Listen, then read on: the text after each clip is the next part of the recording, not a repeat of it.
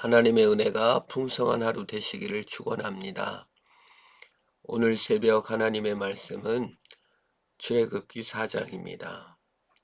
출애굽기 4장에서 하나님께서는 시내산 광야에서 모세를 만나 고통 속에 신음하고 있는 이집트의 노예로 신음하고 있는 이스라엘 백성을 가서 구원하여 인도하라고 모세에게 명령합니다. 부탁합니다. 가라, 내가 내 입과 함께 있어 할 말을 가르치리라.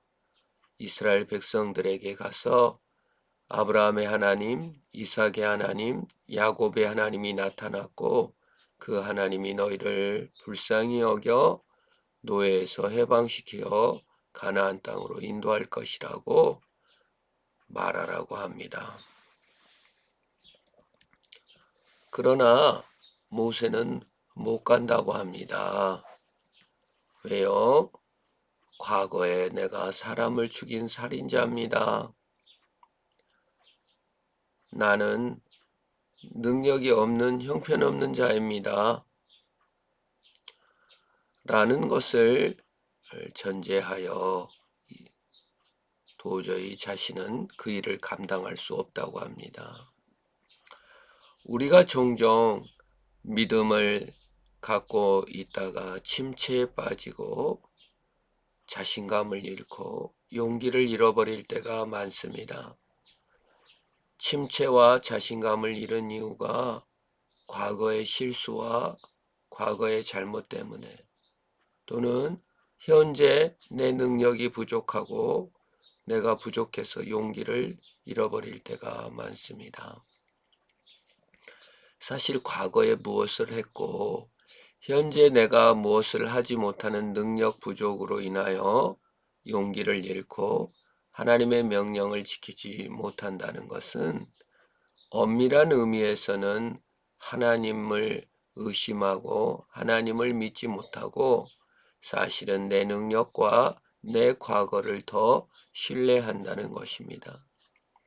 결국 그 침체의 원인은 하나님을 신뢰하기보다는 나의 행위와 나의 능력을 더 신뢰하는 것에 용기를 잃어버리는 것입니다.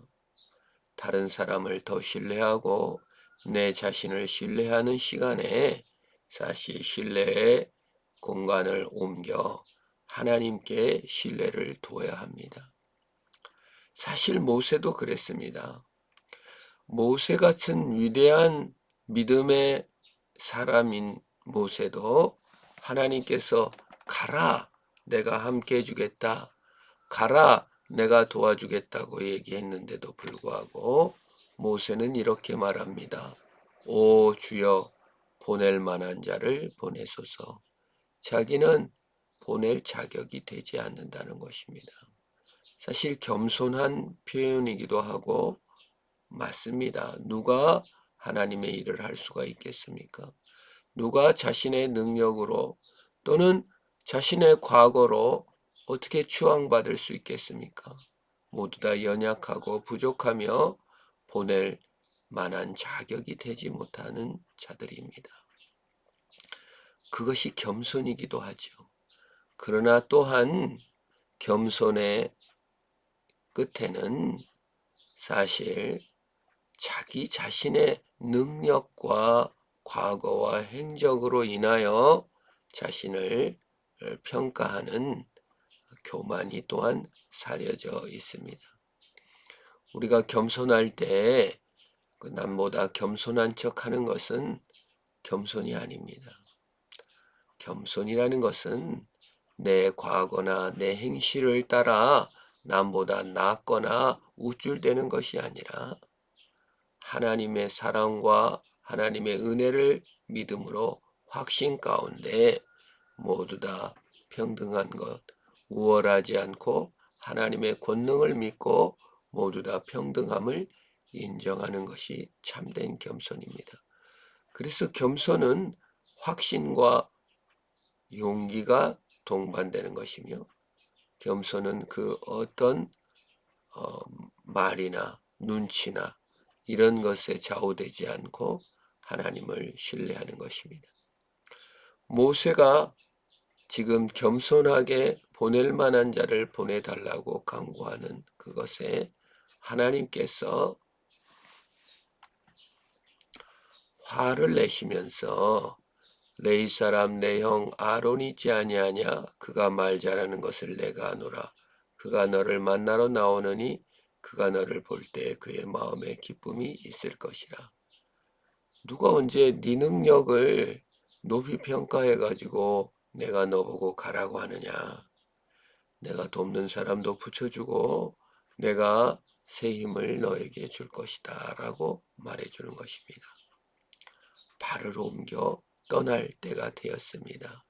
왕께서 가라고 하십니다.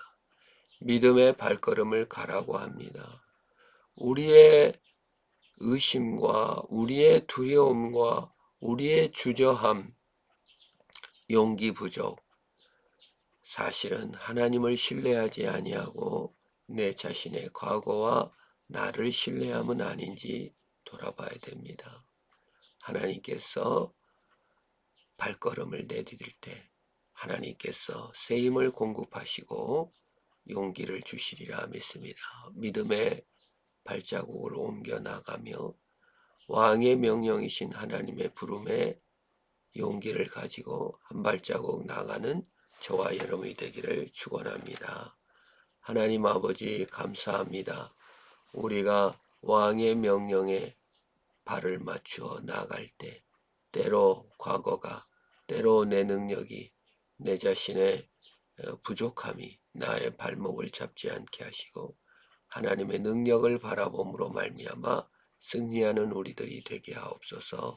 예수님의 이름으로 기도합니다. 아멘.